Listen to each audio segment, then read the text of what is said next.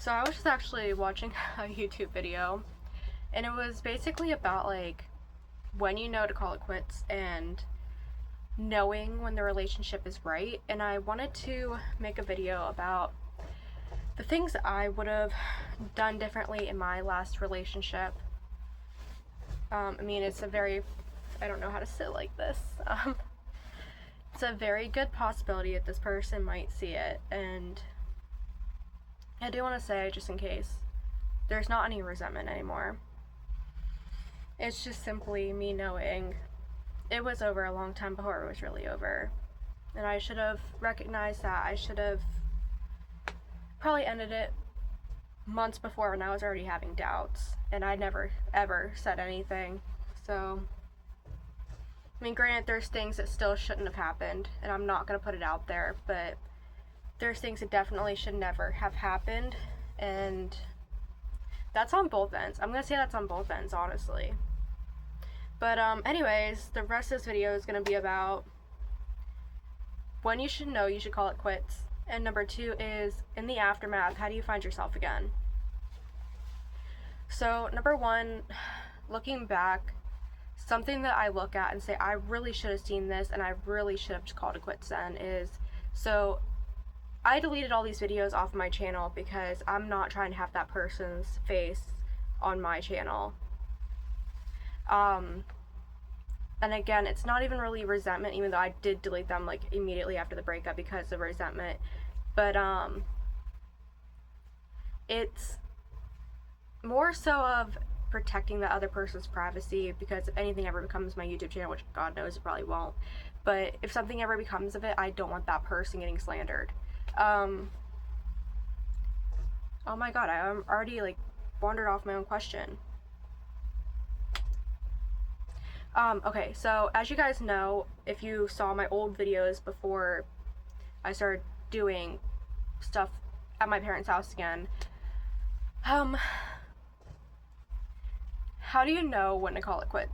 So before we broke up, we were looking for a house together and or apartment, and we couldn't find anything. We couldn't get a better car for a while, which we ended up actually getting a car, but well, it's his really. So I'm not even gonna say we, but we couldn't get a place together, and I just started getting this sinking feeling afterwards of, if we can't find a house together or an apartment together, something here is not right. Something here is not meant. Either we were looking in the wrong place or we weren't meant to be together. Now, what I regret is thinking those things during that time, and meanwhile living with this person and not correcting that behavior within myself, because had I said, hey, I'm starting to wonder if this is not working and there's something greater than us trying to stop that. Now, I do remember kind of roundabout saying this to my ex and saying like, hey, I don't think this is, I think this is the universe trying to tell us like it's time to go. But that person just continuously reassured me. So I'm not sure if that's like, if I really communicated that or if I didn't, but I don't really feel that I fully communicated that I was having doubts and thinking about how much I wanted out of the relationship because of the fact that I felt like it was going nowhere and our goals and our values didn't align. Alright, so number 2 is when you start getting a wandering mind, which is what triggered the video idea with this, because in the other video I was watching, that was actually something they said was a wandering mind, and I did experience this probably 6 months before we even broke up. If you could see yourself sitting there wondering what if about somebody else, or if you roll over, because this is something that happened to me, if you roll over and you see somebody from your past laying next to you and you're like, they really look like this person I was trying to get over before them, or like they look like this person I don't know if I still have feelings for, it's time to go. Which I know, saying it out loud, this all sounds so freaking toxic. And like, I'm currently in therapy trying to work on the fact that I am a very toxic person. I'm trying so hard to work on that. So that's why I'm putting this out there, because I'm very self-aware now. And I feel like I should have looked at it then and said, okay, this relationship's done. If I'm wondering about somebody else, what this other person's doing, starting to internally, mentally bring this person up time and time again to myself, not the other person, but to myself. That was not fair to them. We would go do certain things, like one of them was like a baseball game, and I would be sitting there thinking, oh, that guy's really cute. And I'm like, no, you have a boyfriend, you can't think like that. Or I remember specifically too, I was thinking like, you know, when I was a kid, I always thought baseball players were super cute, and I still do. But I remember thinking to myself, I really kind of wish that I was here and able to like go say hi to like one of them and see where it goes. Or like even just multiple times where I wondered like if I was to talk to somebody here, what would happen? And that's not something you should be thinking about in a relationship, obviously, and I caught myself doing that a lot. So I should have known right then and there it was not meant to be. So like I said, like I'm a lot more accountable now than I ever was then. Or like, I'm not gonna say it's not okay to cry to your partner, because that's obviously what they're there for, but if your insecurity becomes so big and bigger than you that your partner feels like they cannot support you, it's time to go. Because that means you need to walk away and work on yourself and not make yourself their burden. And I'm not saying that if you have insecurities like, oh, I just don't feel pretty today, like, that's okay, that's normal in life. But if it's becoming a problem where your partner cannot leave your side without you feeling like it's an actual problem, it's time to go and work on yourself. Then maybe you can eventually come back to it, which I don't plan on doing that with my previous relationship. But it's just like, still, I'm saying that for somebody that if it ends on good terms and like there's nothing that, if you broke up just to work on yourselves, then you always go back to it. Unless you meet somebody else both separately, then obviously it's done. Sorry, I feel like this thing keeps like, I don't know. So yeah, those are some of the things I noticed towards the end with me. Like I said, the last like 6 months of the relationship, I should have like broke it off. But so now we're gonna get into the other half of the video where I stop rambling and we talk about the things I got into or pick back up afterwards to help myself kind of become less of that person. So number one is I really have gotten into skincare lately, and this is a moisturizer. I did not bring the rest of my stuff in here because I did not feel like lugging it all around, but basically I just I exfoliate twice a week, so I do it usually Monday and Friday. And then I also after I do that, I do my toner or cleanser, then my toner, and then my retinol, and then my moisturizer. So I've gotten into skincare a lot since my breakup, and it's honestly really helped my mental health. Shopping will always be my number one baby. Shopping is always. I know they say retail therapy is not a good thing, because I've learned that myself in therapy, but as long as you're not spending everything that you have and not experiencing life, honestly, I think it's okay. Number two is music. I've been listening to a lot of music, and this summer I'm actually going to go get to see a lot of artists I grew up on or just truly idolized. So like example, I'm seeing Morgan Wallen on June 5th. So if you're going to that concert, that show, say hi. So I'm going to Morgan on June 5th. I'm going to 5 Seconds of Summer on June 11th, which is so fucking cool for me because I've loved 5 Seconds of Summer since I was 11. So it's such a cool experience for me. And then July 10th, on the anniversary date of my aunt's passing, I'm going to Jason Aldean, which I grew up on Jason Aldean, so that's really cool for me.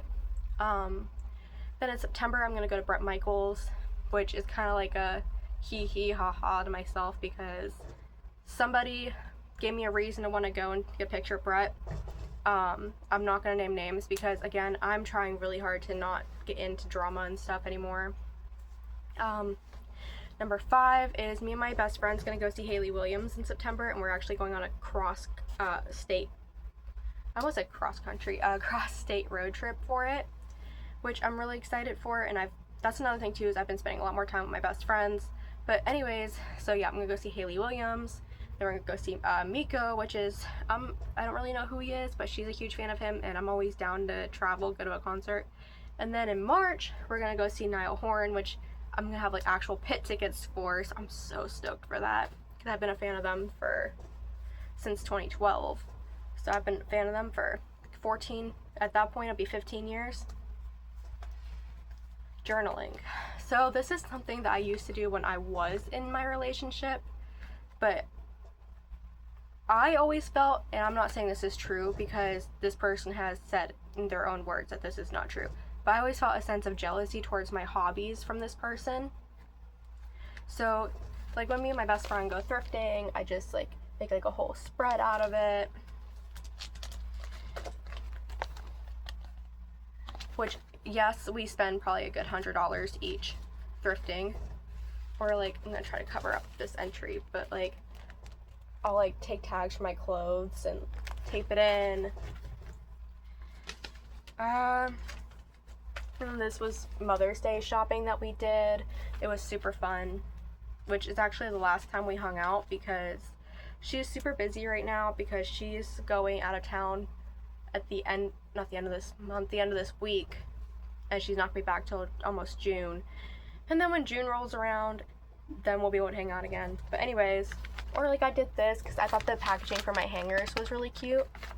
So yeah, like honestly, journaling is a big help for anything, and I truly believe in it. And like poetry, stuff like that, I also have been doing, which a lot of my poetry, I don't think I'm going to share a lot of it because it's very self-loathing and very finger pointy. I know that's not really a word, but it's me very much so pointing fingers at people.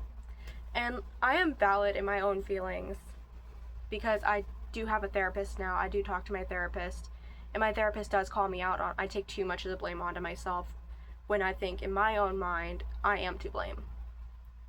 So next is I've went completely anti-digital for the most part. Obviously right now I'm using my smartphone to film, but on a day-to-day basis I don't have apps on my phone.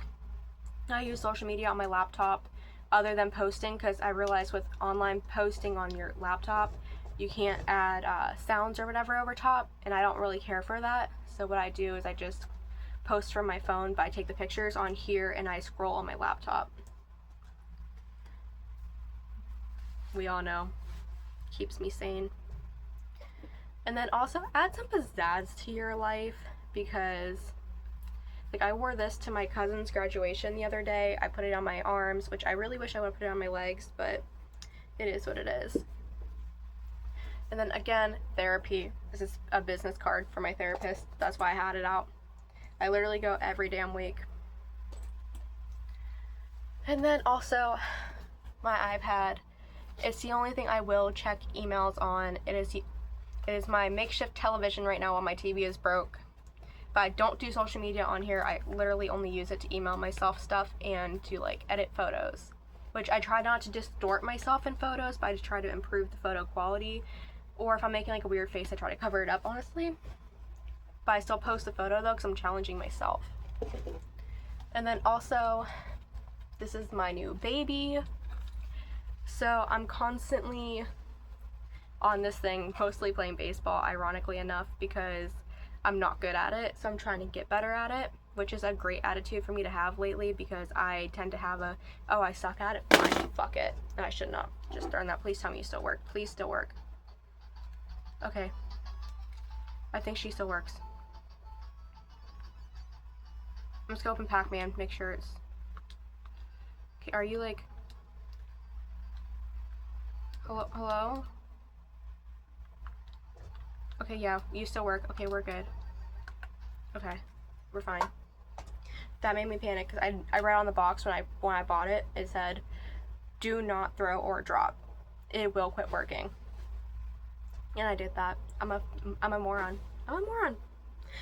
So yeah, those are all the things that I've been doing post breakup, and all the things that I wish I would have realized during the relationship that honestly either A, could have probably saved it for a later date, which I'm glad honestly that it's not, because there's a lot of spaces in which we were not compatible, but in a different relationship, in a different timeline, maybe. I don't know.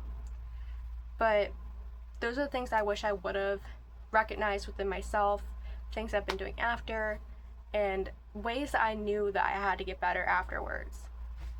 So yeah, that's the video, and I want to say like and subscribe, but I feel like that's so annoying when people say that. I don't like it when people are like, like and subscribe. Like, no, it's really annoying. But like, I also know that's like where the returning viewers and stuff come in. So if you want to stay, please stay. If you want to go, I'm sorry to see you go. But yeah, that was the video.